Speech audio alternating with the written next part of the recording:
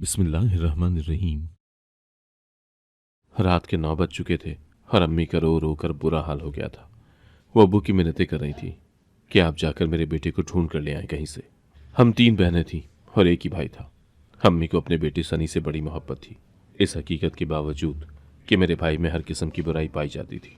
अब्बू ने नफ़ी में सर हिला दिया और कहने लगे, नहीं, मैं नहीं जाऊंगा उस नाकारा इंसान को ढूंढने। उसने आज तक हमारे लिए किया ही क्या है? उसने हमारी जिंदगियों को जहन्नुम बनाया हुआ है। आज वो गया है तो मेरी यही दुआ है कि वो कभी वापस ही ना आए। अम्मी ने ये बात सुनी तो दिल पर हाथ रख लिया और कहने लगी, जमील, खुदा का वास्ता है ऐसी बातें मत करें। मैं माँ हूँ, मेरा कलेजा फट जाएगा ऐसी बातें सुनकर। अब्बू कहने लगे, काश तुमने मुझे उस लड़के पर सख्ती करने दी होती तो आज तुम्हें ये दिन न देखने पड़ते। औलाद की तरबियत करने के लिए कभी कभार उस पर सख्ती भी करनी पड़ती है। मैं उसे कुछ कहता था तो तुम रो रो कर खुद को हल्कान कर लेती थी। अम्मी अब बड़ी गमज़दा सी थी, जबकि अब्बू उस वक्त गुस्से में थे। वो कहने लगे, सनी हमारी पहली औलाद है, लेकिन मजाल है जो उसने कभी मुझे सुख का सांस लेने दिया हो। पहली औलाद तो इंसान की खुशी का बायस होती है, मगर इस लड़के ने मुझे सिवाय परेशानी के कुछ नहीं दिया। मेरी 3 बेटियां हैं माशाल्लाह, लेकिन उन्होंने कभी मुझे शिकायत का मौका नहीं दिया। इससे तो अच्छा था कि सनी की जगह भी लड़की पैदा हो जाती, मेरी जिंदगी में सुकून तो होता। अब्बू यही बातें कर रहे थे जब हमारे घर के दरवाजे पर दस्तक हुई। अम्मी जल्दी से उठकर खड़ी हो गईं और दरवाजे की जानिब भाग कर गई थी। वो कहने लगी, ये कोई और नहीं, मेरा सनी ही आया है। वो ही इस तरह से दस्तक देता है। अब्बू ने गुस्से से सर हिलाया और उठकर कमरे में चले गए। अम्मी कहने लगी, इस आदमी को तो न जाने मेरी औलाद से क्या बैर है, खुश होने के बजाय अपने कमरे में चला गया है। अम्मी ने जल्दी से दरवाज़ा खोला तो सामने सनी ही खड़ा था। अम्मी ने उसका हाथ पकड़ा और उसे घर ले आई। मैं तब छोटी सी थी, ये सारा मंजर बड़े गौर से देख रही थी। उस रात भाई अकेला घर नहीं आया था, बल्कि उसके पीछे एक लड़की भी थी। लड़की को देखकर अम्मी हैरान हो गई थी, जबकि मेरी बड़ी बहनें झट से बोली थी, भाई ये लड़की कौन है? भाई ने गुस्से से कहा, तुम तीनों कमरे में जाओ, मुझे अम्मी से ज़रूरी बात करनी है। भाई ने गुस्से से बड़ी 2 बहनों को तो कमरे में भेज दिया था, जबकि मैं अपनी जगह से बिल्कुल भी नहीं हिली थी। अम्मी गुस्से से बोली, सनी मुझे जल्दी बताओ ये लड़की कौन है? तो भाई कहने लगा, अम्मी ये मेरी बीवी है। भाई ने शायद ये बात ऊंची आवाज़ में कही थी, जभी तो अब्बू कमरे से बाहर आ गए थे। कहने लगे, मैं ये क्या बकवास सुन रहा हूँ? मैंने लड़की की तरफ देखा तो वो कांप रही थी। मैं उसके पास जाकर खड़ी हो गई थी। मैंने गौर किया था, उस लड़की के चेहरे पर किसी किस्म की कोई खुशी मौजूद नहीं थी। भाई कहने लगा, अब्बू मैं बकवास नहीं कर रहा, मैं आपको सच बता रहा हूँ। मैंने आज ही इस लड़की के साथ शादी की है। हम दोनों एक दूसरे से बड़ी मोहब्बत करते थे और आज मैं बहुत खुश हूं कि हम दोनों एक हो गए हैं। अब्बू बोले, ये चोरों की तरह चोरी छुपे शादी करने का क्या मकसद है? यकीनन तुम इस लड़की को घर से भगा कर लाए होगे। भाई ने बड़े फख्र से कहा, हाँ ऐसा ही है। अब्बू तो हैरत से उन दोनों को देख रहे थे, जबकि अम्मी आगे बढ़ी और भाई के मुंह पर जोरदार थप्पड़ दे मारा था। वो कहने लगी, मैं तुम्हारी तरबियत करते करते बूढ़ी हो गई, मगर अफसोस की बात है कि तुमने कुछ भी ना सीखा। मुझे तुमसे इस किस्म की घटिया हरकत की उम्मीद नहीं थी। मैंने सारी जिंदगी तुम लोगों के लिए वक्फ कर दी। तुम्हारे बाप के साथ तुम्हारे लिए हमेशा झगड़ा किया, उसकी हुक्मदूरी की। मैं अपने शौहर के सामने तुम्हारी वजह से डट जाया करती थी और यही कहती थी कि मेरा सनी बहुत अच्छा है।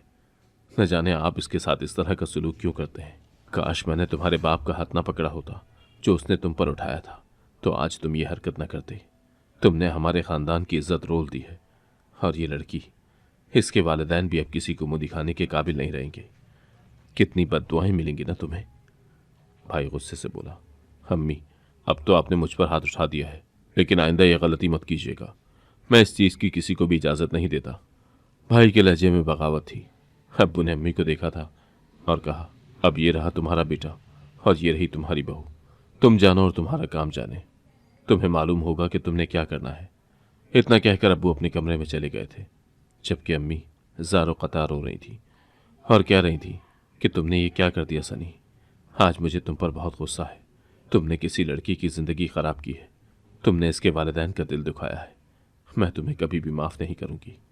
अपनी बीवी को लेकर मेरे घर से निकल जाओ। भाई कहने लगा, अम्मी ये बातें आप गुस्से में कह तो रही हैं, लेकिन आपको इल्म है कि आप मेरे बगैर नहीं रह पाएंगी। इसीलिए अब्बू को मनाएं और मुझे और मेरी बीवी को इस घर में जगह दिलवाएं। अम्मी ने नफ़ी में सर हिला दिया था। वो कहने लगी, अगर तुम चले गए तो ज़्यादा से ज़्यादा क्या हो जाएगा? मैं मर जाऊंगी ना, मुझे मरना मंजूर है। मगर मैं तुम जैसे इंसान को अपने घर में नहीं रख सकती। मेरी भी बेटियां हैं। मैं कैसे तुम जैसे घटिया इंसान को घर में रख लूं, जिसने ये भी ना सोचा कि किसी लड़की की इज्जत खराब करूंगा तो मेरी भी बहनें हैं, कहीं कलकला को ये वक्त उन पर ना आ जाए। उस रात अम्मी ने भाई को धक्के देकर घर से निकाल दिया था। भाई ने अम्मी की बहुत मेहनतें की थी कि मुझे ना निकालें, मुझे यहाँ रहने की इजाज़त दे दें, मगर अम्मी नहीं मानी थी। भाई को घर से निकालकर अम्मी ज़मीन पर बैठ गई और फूट फूट कर रोती रही थी। मैंने आगे बढ़कर अम्मी को पानी पिलाया था। फिर मेरी बड़ी बहनें भी आ गईं और उन्होंने अम्मी को दिलासा दिया था। अब्बू भी अपने कमरे से बाहर आ गए और अम्मी से बोले, नसरीन, तुमने आज वही किया है जो करने का हक था। आज मैं तुमसे बहुत राजी हुआ हूँ। तुम दिल छोटा मत करो, अल्लाह तुम्हें सब्र देगा।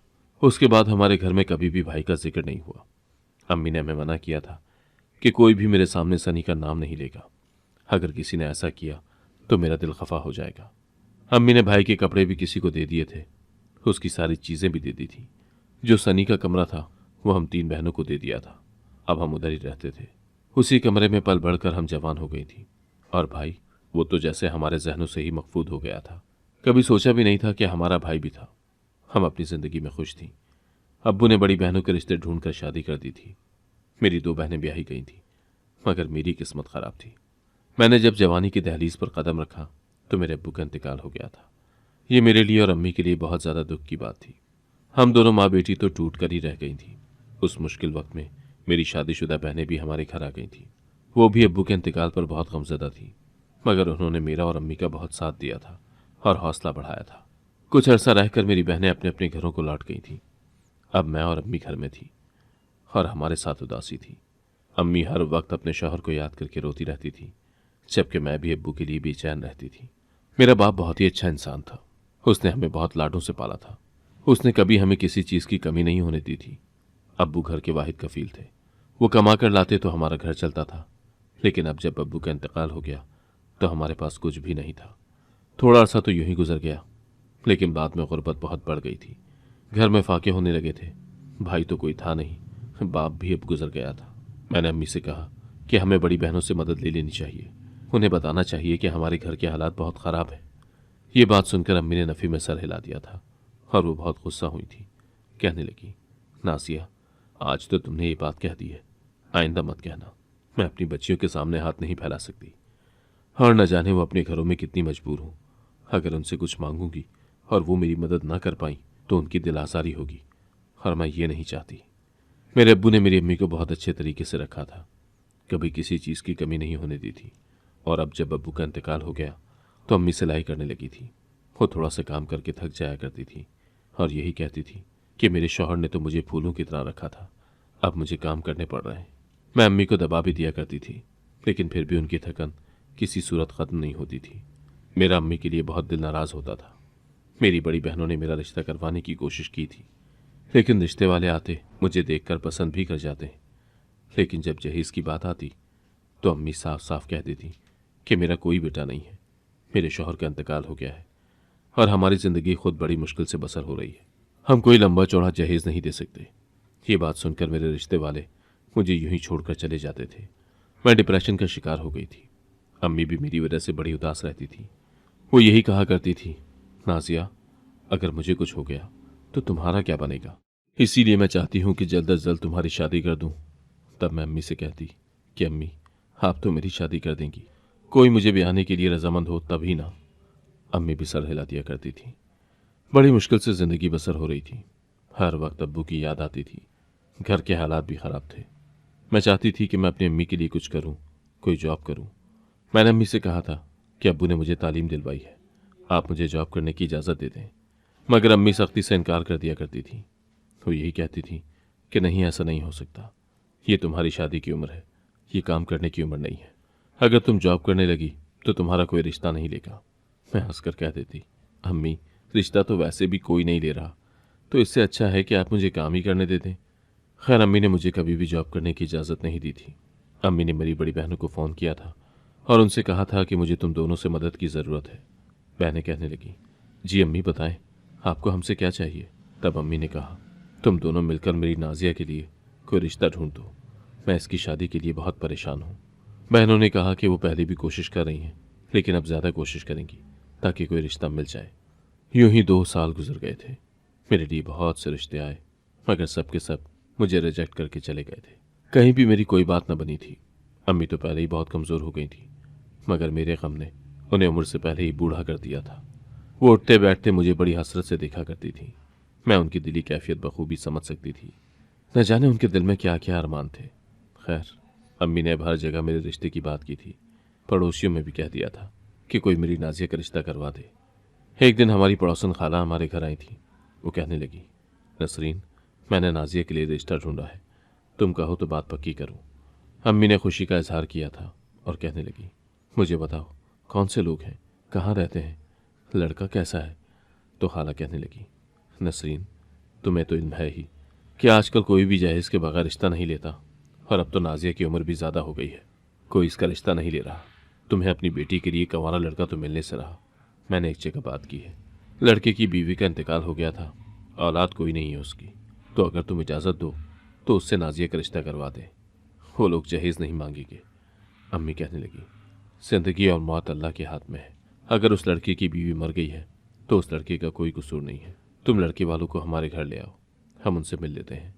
अगर वो लोग हमारी समझ में आते हैं तो हम रिश्ता कर लेंगे। खाला खुश हो गई थी। अगले ही दिन वो लड़के के वालिदैन को घर ले आई थी। उन्होंने भी साफ तरीके से कहा था कि हमारे बच्चे की ये पहली नहीं दूसरी शादी है, इसीलिए हम किसी किस्म का कोई जहेज नहीं लेंगे। लड़के की यही डिमांड है कि लड़की पढ़ी लिखी हो और समझदार हो। अम्मी ने कहा, मेरी बेटी ने बीए किया हुआ है। तो वो खुश हो गए और लड़के की तस्वीर थमाकर चले गए। कहने लगे, हमारी तरफ से तो ये रिश्ता पक्का समझे, हम आपको 2 दिन बाद फ़ोन करके आपकी रज़ा जानने की कोशिश करेंगे। आप लोग सोचने का वक्त ले लें। अम्मी ने इस बात में सर हिला दिया था। वो लोग चले गए तो अम्मी ने तस्वीर देखी और कहने लगी, लड़का तो मुनासिब लगता है नाजिया, तुम तस्वीर देखकर बताओ कि लड़का कैसा है। मैंने तस्वीर देखी तो कहा, अम्मी, आपको जैसे मुनासिब लगता है वैसे ही करें। अम्मी ने कहा, बेटी शादी तो करनी है, तुम्हारी उम्र गुजरती जा रही है। आज तो तुम्हें एक ऐसा रिश्ता मिला है जिस लड़की की बीवी पहले से ही मरी हुई है। खुदा ना खास्ता 2 साल और गुजर गए तो ऐसे लड़के का रिश्ता आएगा जिसके 4-5 बच्चे भी होंगे। ये वक्त ठीक है, तुम शादी कर लो। मैंने कहा, ठीक है अम्मी, मुझे कोई एतराज़ नहीं है। अम्मी ने हाँ कह दी थी और यूं 1 महीने में ही मेरी शादी यासिर से हो गई थी। मैं खुश नहीं थी, लेकिन इत्मीनान था कि चलो मेरा घर बस गया है।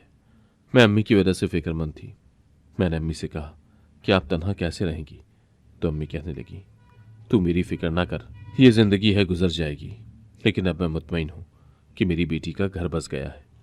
मैं अपने ससुराल आ गई थी। यासिर ने शादी की पहली रात जब मेरा घूंघट उठाया तो देखकर कहने लगा, नाजिया, तुम प्यारी हो, लेकिन तुम मेरी पहली बीवी जैसी हंसी नहीं हो। वो बहुत प्यारी थी। शादी की पहली रात ही ये जुमला सुनकर मेरा दिल 100 कुर्सियों में बट गया था। अपने शौहर की बात सुनकर मुझे ये अंदाज़ा हो गया था कि मेरी ज़िंदगी अब कैसे गुजरने वाली है। अब तो सारी ज़िंदगी मुझे अपने शौहर की पहली बीवी के मुतालिक बातें सुनना थी कि वो कैसी थी, वो क्या करती थी, उसमें क्या क्या खूबी थी और मुझ में क्या कमी है। मेरी सास भी अपनी पहली बहू को ही याद किया करती थी। उसकी नज़र में भी मेरी कोई अहमियत नहीं थी। हालांकि मैं घर भर के काम किया करती थी, अपने शौहर की खिदमत करती थी, उसे राज़ी रखने की कोशिश करती थी, मगर शायद मेरी किस्मत में ही दुत्कार लिखी थी। मेरा शौहर मुझसे प्यार नहीं करता था। उसने कभी मेरी किसी ज़रूरत का ख्याल नहीं रखा था। मुझे अपनी ज़रूरत की चीज़ के लिए भी अपनी सास के सामने हाथ फैलाने पड़ते थे। मेरा शौहर पहले तो काम पर जाता था, लेकिन अब उसने काम पर भी जाना छोड़ दिया था और यूं मेरी ज़िंदगी बड़ी तंग होकर रह गई थी। मेरा शौहर सारा दिन चारपाई पर पड़ा मेरे काम में नुक्ताचीनी करता रहता था। कभी कहता कि तुम सही से खाना नहीं बना सकती, कभी कहता तुम्हें अच्छे से सफाई नहीं करनी आती, घर गंदा पड़ा है। मैं उन्हें कहती थी, यासिर, मैं भी इंसान हूँ, 2 जुमले मेरे साथ भी प्यार के बोल लिया करें। आपकी इस तरह की बातें सुन सुनकर मैं बीमार पड़ जाऊंगी। तो यासिर कहने लगा, तुम इतनी नाजुक परी हो ही नहीं जितनी तुम मेरे सामने बन रही हो। मुझे पता है तुम्हारे घर के क्या हालात हैं। बाप तुम्हारा सर पर नहीं है, भाई तुम्हारा कोई है नहीं, माँ थी जो लोगों के कपड़े सिलाई करके बड़ी मुश्किल से 2 वक्त की रोटी लाती थी। अब तुम मेरे सामने ज़्यादा नखरे मत करो। अगर तुम्हारा बैकग्राउंड कोई बहुत ऊंचा होता तो तब भी समझ सकता था कि तुम ये सब बातें सच्ची कह रही हो, लेकिन मैं तुम्हारे हालात से बखूबी वाकिफ़ हूँ। ये बातें सुनकर मेरा दिल टूट कर रह जाता था। अब मेरी शादी को 1 साल होने वाला था। पिछले 6 माह से मेरा शौहर बिस्तर पर पड़ा था, कोई काम धंधा नहीं करता था। ये सब हालात देखकर मेरी सास भी अपने दूसरे बेटे के पास चली गई थी, जो कि दूसरे शहर में रहता था। अब मैं और मेरा शौहर ही घर में रहते थे। मैं अपने शौहर से कहती कि घर के हालात अब ख़राब होने लगे हैं, आपको चाहिए कि कुछ कमा के लाएं। तब मेरा शौहर कहता, मैं क्यों कमाऊं? जैसे तुम्हारी माँ कमा कर घर चला रही थी, तुम भी वैसे कमाई करो ना। मैं तुम्हें मशीन ला देता हूँ, तुम भी लोगों के कपड़े सिलाई किया करो। इतने पैसे तो बना लोगी कि हमारे घर का खर्च निकल जाया करेगा। मैंने कह दिया था कि मुझे सिलाई नहीं करना आती। ये बात सुनकर मेरे शौहर ने मेरे मुंह पर थप्पड़ दे मारा था और कहने लगा, तुम्हें तो कुछ भी नहीं आता। तुम्हारे साथ शादी हो गई मेरी, सारी जिंदगी तबाह बर्बाद हो गई है। काश मैं तुमसे शादी ना करता, किसी और लड़की से शादी कर लेता। मैं सारा दिन रोती रही थी, मुझे अपनी जिंदगी से नफरत होने लगी थी। मैंने सोच लिया था कि मेरी किस्मत में तो मेरे शौहर का प्यार है ही नहीं। अगर वो मेरा ख्याल नहीं करता तो आज के बाद मैं भी उसका ख्याल नहीं रखूंगी। अच्छी बनकर रहती हूँ तब भी मुझे मार पड़ती है, अगर बुरी बन जाऊंगी तो क्या कर लेगा वो मेरा। इसीलिए मैंने ना रात का खाना बनाया और ना ही सुबह का खाना बनाया था। मेरा शौहर अब परेशान हो गया था। वो मेरे पास आया और कहने लगा, नाजिया तुमने खाना क्यों नहीं बनाया? तो मैंने साफ साफ कह दिया कि घर में बनाने के लिए कुछ नहीं है, जब तुम कमा कर लेकर आओगे तो मैं खाना बना लूंगी। मेरी बात सुनकर यासिर परेशान हो गया था। अब मैं उससे डरती नहीं थी, टिकाकर जवाब दिया करती थी। वो मुझे एक बात सुनाता तो मैं 2 बातें सुनाती थी। वो मुझे कुछ कहता तो मैं भी कहती थी कि मैं तो फिर भी घर के काम करती हूँ, तुमसे 100% बेहतर हूँ, तुम तो किसी काम के भी नहीं हो। ये बातें सुन सुनकर मेरा शौहर अब समझ गया था कि मैं अब उससे दबने वाली नहीं हूँ। इसीलिए उसने सोच लिया था कि अब घर का खर्चा चलाने के लिए मुलाजमत करनी ही पड़ेगी। अब यासिर काम की तलाश में सुबह घर से निकल जाता और रात गए वापस आता, लेकिन उसे कोई भी काम नहीं मिल रहा था। उसने मुझसे कहा, नाजिया अब तो तुम्हारे सामने ही मैं काम करने की कोशिश कर रहा हूँ, लेकिन मुझे मुलाजमत नहीं मिल रही। अब तुम ही बताओ मैं क्या करूँ। मैंने उससे कहा, आप फिक्र न करें, मैं आपके लिए कोई इंतज़ाम कर दूंगी।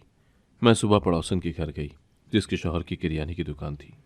मैंने उनसे कहा कि आंटी, अगर आपके शौहर को किसी हेल्पर की ज़रूरत है तो मेरे शौहर को काम पर रख लें, हमारे घर के हालात बहुत ज़्यादा ख़राब हैं।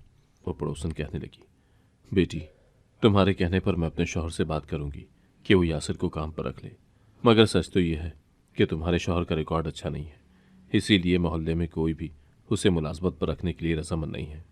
मगर अब तुम बेटी जैसी हो, तुम्हारे खातिर तो मुझे कुछ करना ही पड़ेगा।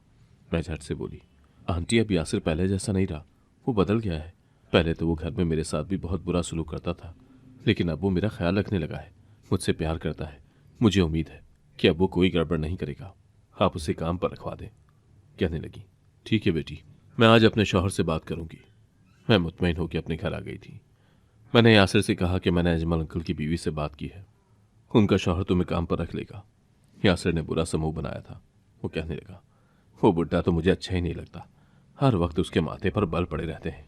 मैं बोली, घर का खर्च चलाने के लिए आपको कहीं ना कहीं तो मुलाजमत करनी ही है, तो वहाँ क्यों नहीं? यासिर ने सर हिला दिया था। वो बोला, ठीक है, अगर तुम कहती हो तो मैं एक कड़वा घूंट भरने को तैयार हूँ, मैं वहाँ मुलाजमत करने के लिए रजामंद हूँ। मैं ये बात सुनकर बेइंतहा खुश हो गई थी। अगली सुबह पड़ोसन आंटी के शौहर ने यासिर को काम पर बुला लिया था। वो काम पर गया तो मुझे कुछ सुकून हुआ था। अब उम्मीद थी कि जिंदगी अपनी डगर पर चलने लगेगी। यासिर में बड़ी तब्दीली आ गई थी। वो मेरा ख्याल रखता था, वक्त पर काम पर जाता, वापसी पर मेरे लिए कोई छोटा मोटा तोहफा भी ले आता था। अब तो यासिर मेरे काम की तारीफ भी किया करता था। मैं अपनी जिंदगी से मुतमईन हो गई थी। मुझे जिंदगी से और चाहिए ही क्या था? 2 वक्त की इज्जत की रोटी और शौहर की मोहब्बत, बस। एक दिन मेरा शौहर काम पर गया तो दरवाजे पर दस्तक होने लगी। मैंने झांक कर देखा तो बाहर कोई खूबसूरत सा मर्द खड़ा था। मैं बोली, मेरा शौहर घर पर नहीं है, आप शाम में तशरीफ ले आइएगा। वो मर्द कहने लगा, मैं तुम्हारे शौहर से मिलने नहीं आया, मुझे तो अपनी नाजों से मिलना है, तुम तो घर पर ही हो ना? ये बात सुनकर मैं दंगी रह गई थी। ये कौन मर्द था जो मुझे इतने प्यार से बुला रहा था? और नाजो तो मुझे फ़कत मेरे घर वाले ही कहते थे, और तो किसी को मेरा इनाम पता ही नहीं था। मैं बहुत ज़्यादा घबरा गई और डरते डरते बोली, तुम कौन हो? तो वो मर्द कहने लगा, मैं तो सनी हूँ। ये बात सुनकर मैं बेचैन हो गई थी। मैंने झट से दरवाज़ा खोल दिया था। मेरा भाई आ गया। मैं उसके गले लगकर फूट फूट कर रोने लगी थी। वो भी रो रहा था। मैं बोली, भाई आप इतना अरसा कहाँ रहे? आपको इल्म नहीं था कि आपके बाद हम पर क्या क़यामत गुजर गई? अब्बू का इंतकाल हो गया। मैंने और अम्मी ने बड़ी मुश्किल से जिंदगी गुजारी थी। भाई कहने लगा, नाजिया, तुम लोगों को दुख दिया था तो मैं कहाँ खुश रहा। मैंने भी अपने हिस्से के दुख झेले हैं। बड़ी मुश्किलों से मुझे तुम्हारा पता मिला है तो आज तुमसे मिलने आ गया हूं। मैं अपने भाई का हाथ पकड़कर उसे कमरे में ले आई। हम दोनों बैठे बातें कर रहे थे कि मेरा शौहर घर में दाखिल हो गया था। मैं तो घर का दरवाज़ा लगाना ही भूल गई थी। उसने मुझे जब एक लड़की के साथ बैठे देखा तो वो कहने लगा, बेहया, ये आदमी कौन है? तुम इसके साथ क्यों बैठी हो? मैं जल्दी से बोली, ये लड़का मेरा भाई है। तो वो कहने लगा, तुम्हारा तो कोई भाई ही नहीं था। इसका यही मतलब है कि तुम मेरे घर से जाने के बाद घर में लड़के बुलाती हो। तुम बदकिरदार हो। इतना कहकर मेरे शौहर ने मुझे तलाक दे दी थी। ये सब देखकर मेरा भाई तो उठकर वहां से चला ही गया था। मैं रोती रह गई थी। मैंने अपने शौहर से कहा कि मैं आपसे झूठ नहीं बोल रही, ये लड़का सच में मेरा भाई था। जब मैं छोटी थी तो अम्मी और अब्बू ने इसे आग कर दिया था।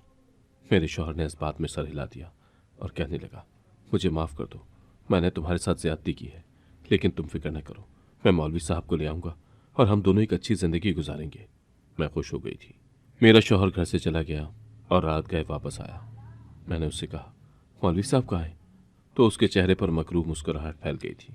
कहने लगा, ये देखो, मैं अपने दोस्त को लेकर आया हूँ। तुम एक बदकिरदार लड़की हो। तुमने मुझे धोखा दिया। तुम्हारा कोई भाई नहीं था। तुम तो चाहती थी कि मैं तुम्हें अपने घर में अपनी बीवी बनाकर रखूं, लेकिन मैं तुम्हें तलाक दे चुका हूं। मैं तुम्हें अपनी बीवी बनाकर नहीं रख सकता।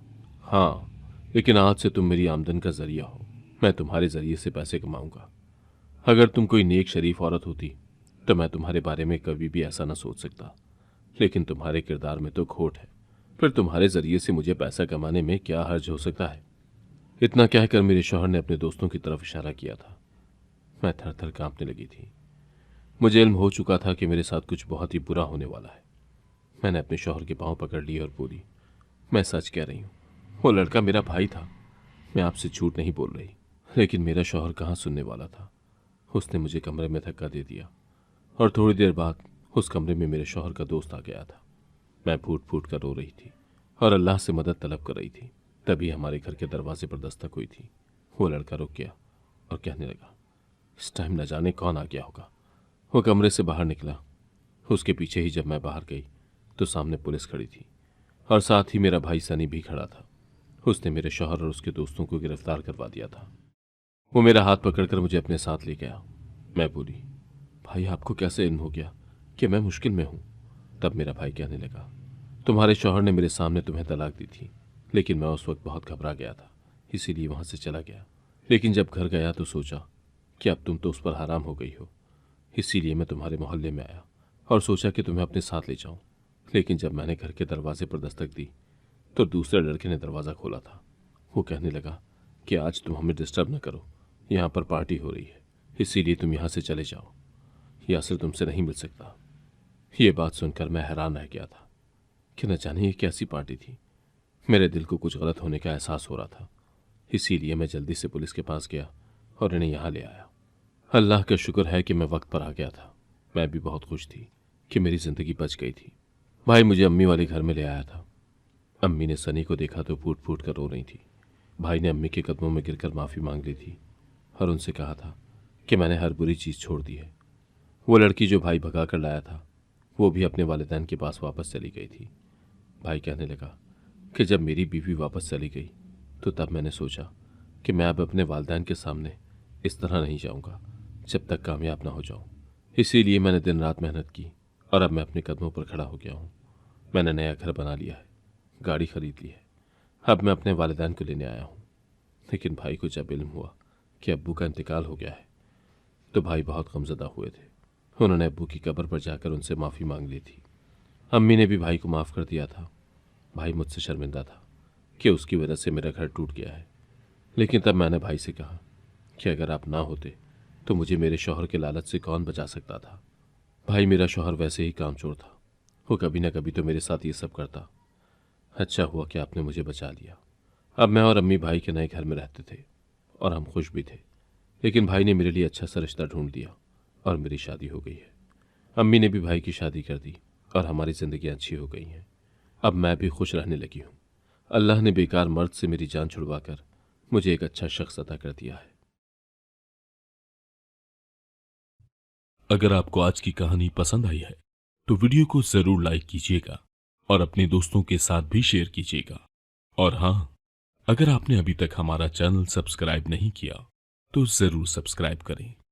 मिलते हैं कल एक नई और दिलचस्प कहानी के साथ। अल्लाह हाफिज।